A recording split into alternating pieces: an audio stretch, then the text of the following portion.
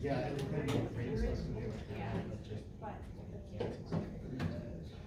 I had to delete it, I just pure rage. I know. Oh, yeah. You know, we're gonna be doing that.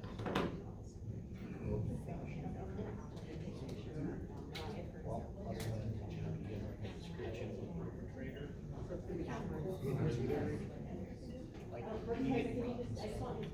Like what was it? We got to stand for the pledge. Oh, I had an opportunity to pledge. Do that. I just loved it. Why? That's why. Thank you. All right, please rise for the pledge of allegiance. To the flag of the United States of America and to the republic for which it stands, one nation, under God, indivisible, with liberty and justice for all. At this time, I'm going to call the regular school board of education meeting for Wednesday, January 11th, to order with a roll call. Jan? Here. Brooke? Here. Wyatt? Here. Kaisa? Here. Jeff? And myself is here. This public meeting of the Osceola Board of Education is for the purpose of conducting the school district's business and is not to be considered a public community meeting. There is time for public participation during the meeting as indicated in the agenda. Public comment will be recognized during the public comment portion of the meeting after acknowledgement by the board chair. When called to speak, approach the podium and state your first and last name and your topic. All remarks should be addressed to the whole board, not any one specific person. Each comment will be allowed for up to 5 minutes. During the public comment portion, the board and administration listen but may choose not to respond to public comment.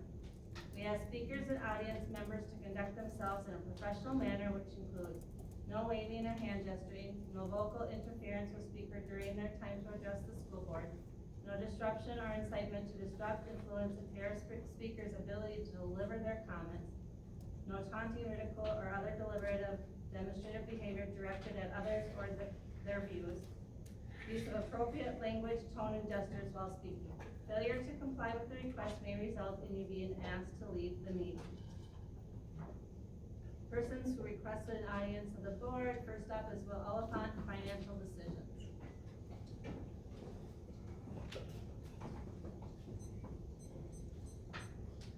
Hello, board members. I hope you guys had a very great holiday season. I certainly did. I was able to go home and see my family. Wyatt, it's great to see you. Sorry, I know I shouldn't have accused a student of mine. I'm really proud of it. You know, you said not to speak French, just kind of. Anyways, the reason why I'm coming here today is just to ask for certain justifications, and I'm confused. I'm not great with money. I usually allow it to leave that to smarter people than me. So, what I've heard. Actually, I have to this on.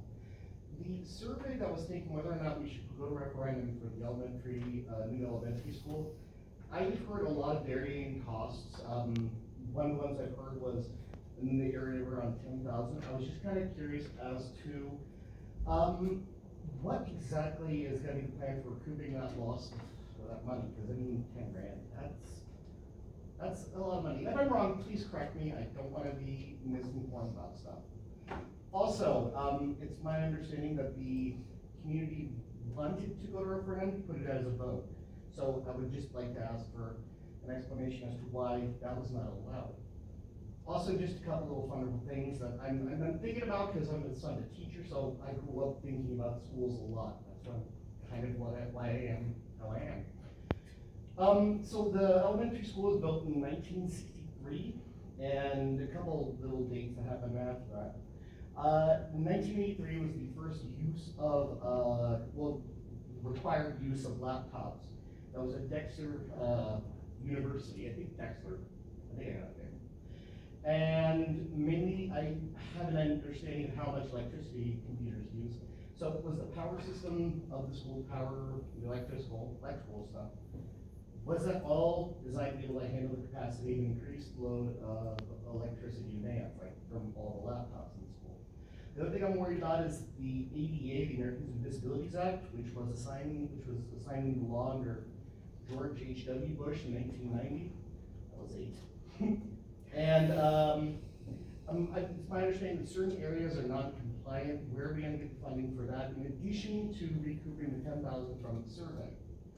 Also, other things that have been brought up to me, the secure entrance, again, with the world as it is, keeping the kiddos safe is, everyone can agree, it's a top priority for everybody, it should be.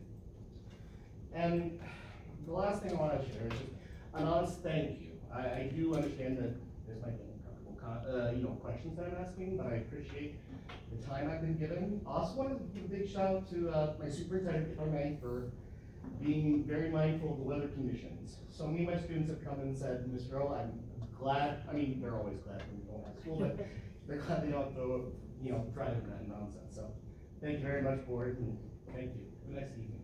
Thank you. Okay, next up is Brooke Culzer, OES.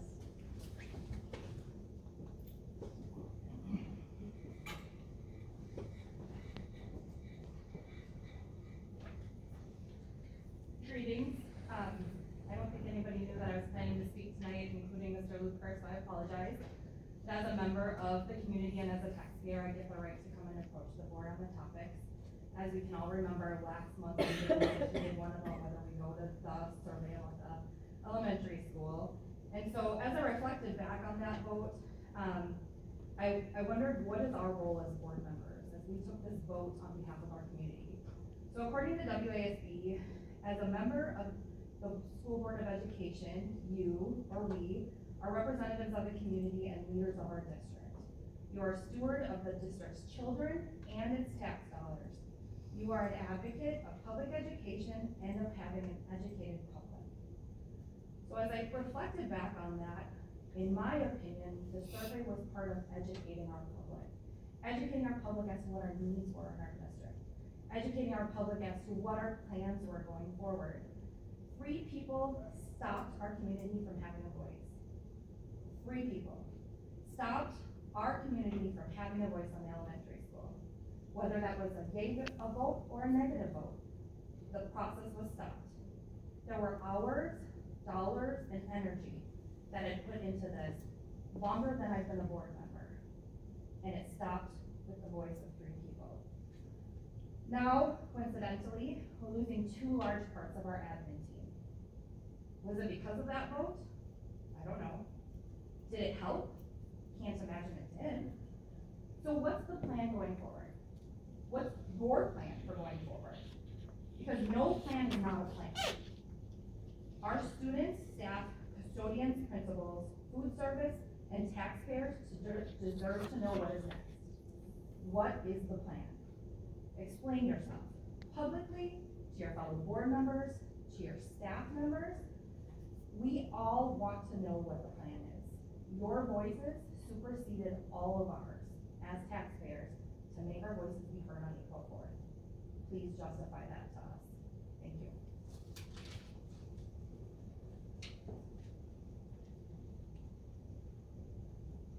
Next on the agenda is the consent agenda. Are there any items board members wish to be removed from the consent agenda? If not, board chair calls for a motion to approve the consent agenda. I'll make that motion. Motion by Brooke, is there a second? Second by Jeff, any discussion?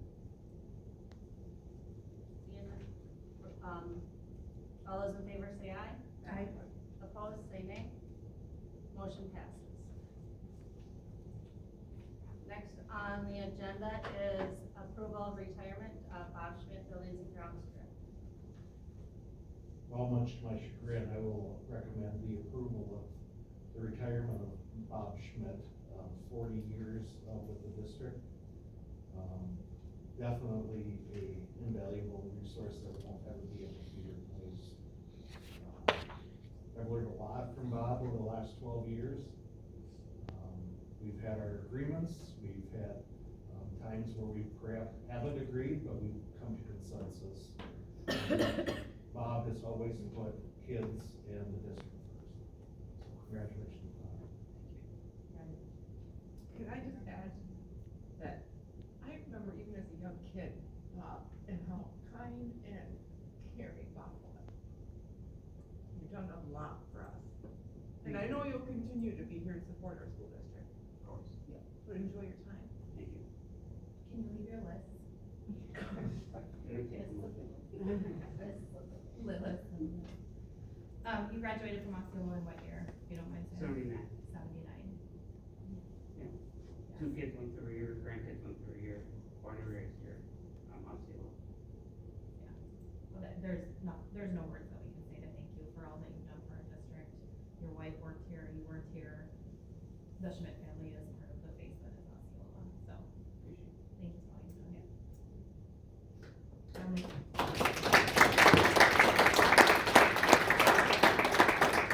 I would be glad to make a motion to approve the retirement of Bob Schmidt Buildings and Grounds Director. There's been a motion by Brooke, is there a second? Second. Second by Kaisa, any discussion? Good luck, Bob, and I'll let you know. Thank you. All those in favor say aye. Aye. Opposed? Motion passes. Next on the agenda is the school board committee report, and I nominated Jeff to report. You could take delegate assembly if you'd like. Like that? You have delegate assembly if you You prefer. can't come out. If you'd rather do delegate assembly, all the rest. I'll take this tonight. Okay. Thank you. No back. So the board was presented with, two different school enrollment projections, one from APL, Sarah Kemp from Madison was kind enough to come up and present that.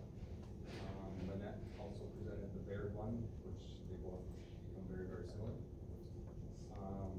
We also introduced for the first time tonight our school board representative, and Wyatt is seated and Emma is the alternate, so thank you for being here. The board also discussed, the WASB annual board development tool, and we decided to move forward with that and have that complete by the end of February. We also did the WASB delegate assembly review, which is KISA. Discussed the update on the facility needs referendum update from 2020, and discussed the suburban replacement updates and where we stand with that. Had all of our county administrators do administrator reports again, thank you. And Michelle was here doing a kids club overview. And that's it. Thanks, Jeff. Anything anybody else wants to add? Next up would be review regular and special education open enrollment availability for 23-24 school year. And so we'll have this as an approval item at the January, next January meeting, is that 24th? Well, we're required by state statute to show the number of regular education seats and special education seats that are available on an annual basis. This is the document we use for the regular ed open enrollment seats for the school year. The document shows the projected head count based on the Baird survival cohort method related to each of the grade levels. Shows the number of sections that we have this year, the projection, or the number of students per section, and then the possibility, the recommendation for the number of sections, and what we have available for seats for regular education. There's some notes on the bottom that are really important to pay attention to. Parent paid tuition, those students are already included in projected enrollments. January space determinations are only good through the third Friday in September. So once we have that, we have to look in and determine what spaces are available. And then we, as Jess presented today too, based on the special education space determinations, there's a methodology for approving those as well. So this is the recommendation for what we have available and feel that we can do for open enrollment and regular education. And then I believe the next document is special ed. So Mark, quick question. So this is just regular education open enrollment. Special ed numbers are not included in this, correct? Right, because special education open enrolling again would have to be if we have space available. Or if we're not, we do not provide the service. So for example, if we have somebody that's visually impaired, that's not a resident and they're an open enrolled student, we would deny that service because it's a service that we don't provide here in the district. But if they moved into the district? If they were a resident of the district, we would be required by law to provide them with the service. So this is the guidelines that Jesse had talked about, in detail related to that. My understanding is we will be closed in all of our buildings, as recommended for the 23-24 school year.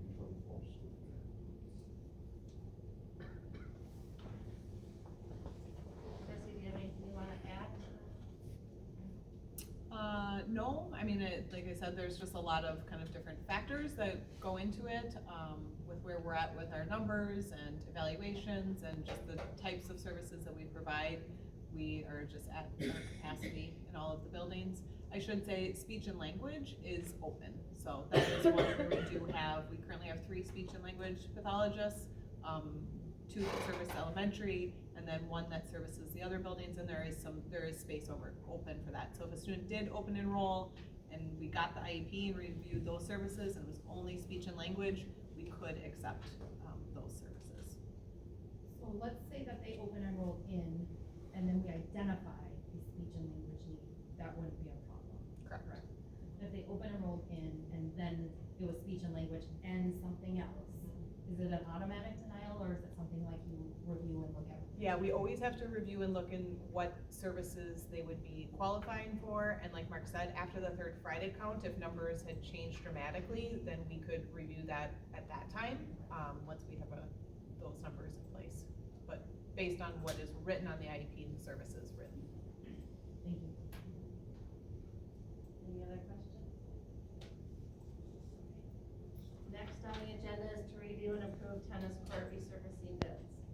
So I brought to you, a few board meetings ago, some quotes for resurfacing our tennis courts, explained at that time why we were doing it, and, won't go through that again tonight unless you have questions. But we had 2 bids. One was from Tennis Doctors for $62,414, that's to resurface 5 tennis courts. And one from Lee Sports Surface for $50,390. My recommendation is, he said he would deduct just over $5,000 if we didn't use a special crash sealer outside the playing surface. And I recommended that we don't do that, or that we do that. So the total would be $44,890. So, we won't use that special crack sealer outside the playing surface, and that's kind of what he recommended too. Want to move forward with that, we need to get that done and on the calendar, we have to have it done by June 22nd. Is that saying you're recommending the Lee Sport tennis court? Yes, Lee Sports Surfacing, yes. I would make, I would make a motion to approve the Lee Sport tennis court quote as well. Motion by Brooke, is there a second? I'll second. Second by Jeff, discussion? Bob, you said it's the same exact service, same exact materials, right, in the last meeting? Correct. Between the 2? Yeah, yeah, they did it the last time for us, actually, we had to resurface, so. Any other discussion? All those in favor say aye. Aye. Opposed? Motion passes. Next is to approve forgiveness of inclement weather days. Yes, we've had a couple of inclement weather days. Actually, we've had 3 full days and 2 2-hour delays, within our, school calendar this year. It is customary and been a past practice of the district to forgive the first, inclement weather day, and pay everyone for that day. So I am recommending, that, as the, approval for the forgiveness of that day. A little back history regarding, the requirements by state statute. State of Wisconsin requires a certain number of hours of instruction, less lunchtime or recess time, and some passing time, to meet the expectations of the law. Kindergarten through 6th grade are required to have 1,050 hours per year, and grades 7 through 12 are required to have 1,137 hours per year. So we have hours that are built into our calendar to accommodate the inclement weather, and currently, based on the days that we have, we still have at least 2 or 3 days, built into the calendar, to meet the hours of instruction. Now, I say that, in relationship that there's still lost educational days. Our custodial staff, and salaried people work the days where there's not inclement weather or they take, vacation time. It would be our bus drivers that don't get paid, because they're not working, and then the timesheet people as well, if days are, canceled, through the calendar year. So there's, policy and, in the calendar, it's at the discretion of the board, what days or hours would be made up. But for now, my recommendation would be to approve the first day as a forgiven day, so that that can be paid, in the regular day. Now, we are having, some discussions regarding, the possibility of virtual education. But I would say too, that the most important thing that we can do is to have our kids in front of our experts on a day-to-day basis. So the instruction we know is different, when they are remote. Some school districts have already put that in play. We have had the opportunity, obviously, to practice that for 2 years with the pandemic, but that was out of a necessity. So things have changed within our district as well, that we do not send all the devices home. So we have to look and compare what that perhaps would look like for any additional virtual, learning days, into the rest of the calendar. As I said, we have, hours still built in. What we have done in the past, when there's, a number of days, we have had, teachers and support staff, report hours outside of the day to make up the days that, we're not, making up with student contact days. We've also taken away in-service time. We've also taken away planned vacations, which ends up being hard for many families or staff because they're choosing those times when there's not school to plan an event, perhaps be out of town, or you add the days at the end of the school year. Adding the days at the end of the school year obviously changes the number of days that we have for summer school instruction as well. So there's a variety of variances there. But I do recommend, and hope the board would approve the forgiveness of that first snow day, for all staff. Is there a motion? Well, is there a reason we don't pay them all 3? We're not looking at extending the year at this point. Yeah, past practice has been to forgive the first one and then see how many more days that we have. If you wanted to look at that, what we would have to do then is state the number of days that you would want to have, approved and forgiven. So at this point, I would, like to make a motion to approve and forgive the first, snow day. Well, there's 2 more, but I'm guessing it's December 15th is actually the first snow day. So to forgive that one, that's the ask right now, correct? The first snow day, is that the date? Yeah. Okay. That's where I was struggling with the order. So with that, I'll clarify my motion. I would make a motion to, forgive the first snow day, of December 15th. There's been a motion by Brooke, is there a second? Second. Second by Jeff, any discussion? Yes, I just wanna clarify. So you're saying in the past, so we could potentially look back at paying this day 2 and 3? In the past, we have, And we haven't in the past, but. well, interesting enough, the requirement at the state level used to be you had to have at least 180 days, student contact days had to have with teachers, and meet the hours of instruction requirement. Okay, And that law has changed to just be hours of instruction requirement. yeah, So we would always schedule 180 calendar days when that requirement was there, and then we had 5 days that would be utilized for inclement weather and parent-teacher conferences. sure. Right.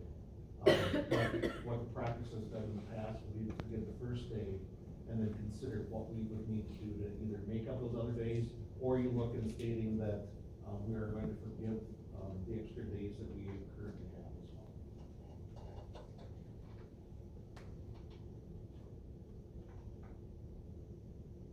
It's it's lost pay for the timesheet people and bus drivers. It sure is. And we were planning on paying them anyway, is where I struggle. And they rely on that. And I can, with the snowy inclement weather we've had thus far, we continue on for right now, and what the next 4 months bring, that's what I think. But that's why I offer. I think too that we can end up needing to have a bigger discussion in regards to potentially a lot more snow days. And we can have that discussion. So then, if you pay them, and then we also require then more work of them, now we're exceeding our budget. Why would we require more? So if, let's say we took away an in-service day and turned it into a student day, well, the bus drivers weren't planning to work that day, and now we're paying them that day. Or we make the last day of school not a half day and a full day, or, I mean, there's all these other variety of options, but those are days they weren't planning on getting paid, so if you pay them now, then now we're paying them. So that's why I think, I see what you're saying. yeah, And it's only January and we're not even into our snowiest month. right. I know, but that's, I'm not talking about the future. That would be different. I'm talking about the 3 days they had, was what I was. But, thank you. Any other discussion?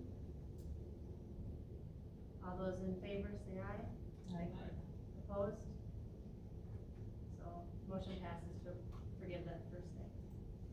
Next is to review and approve OES special ed paraprofessional posting.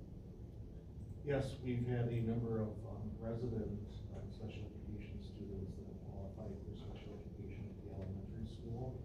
And based on the needs of those students, similar to what we had talked about at the last board meeting, we do have a need and recommending the posting and approval of hopefully finding an applicant. That's the hard part for people in the positions, but the need to add additional special ed aid staff for the remainder of the year for elementary students who have the special education needs in their IEP. So this is a position that would be required to file off because of the needs of the student. Based on the IEPs and the services that we need to provide to them, yes. And as we talked about the last time, it's not a budgeted item. But and that's unfortunate. We are looking, when we get close to the year end, we're going to be sitting with that. But to not serve the needs of students would be detrimental for the district and for the students as well. So Mark, what are we actually wanting to post? Full-time, Yeah, it's a 7.5-hour position for the remainder of the year. We'll make a motion to approve 7.5-hour OES special ed para. It's been a motion by Kaisa, second by Brooke. Any discussion? Hopefully you can find an appropriate willing person. All those in favor say aye. Aye. Opposed? Motion passes. The next regular board meeting is scheduled for Wednesday, January 25th, 2023 at 6:30 PM in the high school LGI. There will be no committee meeting that night. At this time, we're going to adjourn to executive session pursuant to Wisconsin statute 19.851C, considering employment, promotion, compensation, or performance evaluation data of any public employee over which the governmental body has jurisdiction or exercises responsibility. 19.851F, consider financial, medical, social, or personal histories if discussed in public would be likely to have substantial adverse effect upon the reputation of any person referred to in such histories or data. District administrator evaluation. I'll make that motion. Motion by Brooke, Again. second by Kaisa. Any discussion? Roll call vote, Jan?